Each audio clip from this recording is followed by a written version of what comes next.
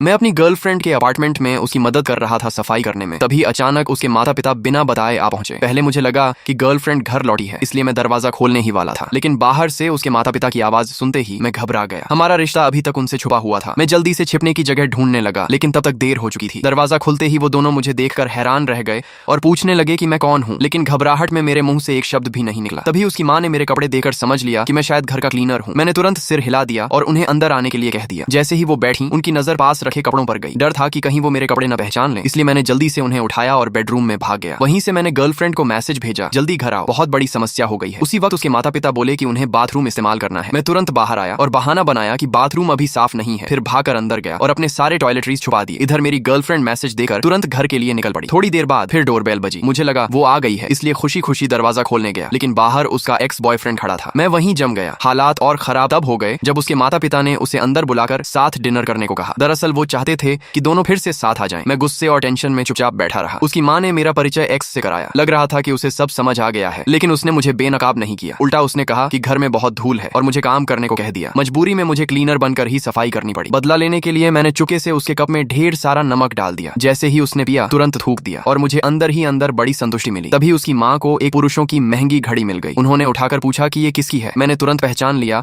और जल्दी से कह दिया कि सफाई करते समय गलती से यहीं छोड़ दी थी। उन्होंने मुझे वापस दे दी, लेकिन तभी उसके पिता की नजर उस घड़ी पर पड़ी। उन्होंने कहा कि ये घड़ी तो लग्जरी कार जितनी महंगी है। ये सुनकर उसकी माँ को शक होने लगा कि मैं असल में कौन हूँ। तभी ठीक उसी वक्त मेरी गर्लफ्रेंड दरवाजा खोलकर अंदर आई। उसने एक नजर में पूरा हाल समझ लिया और तुरंत बात संभालते हुए कहा कि घड़ी असली नहीं। लेकिन अगले ही पल दरवाजे पर एक डिलीवरी बॉय आ गया। वो सीधे मेरे पास आया और बोला, सर आपके पार्सल पर साइन चाहिए। ये सुनते ही उसके माता पिता को सब समझ आ गया और उनका गुस्सा एकदम फट पड़ा।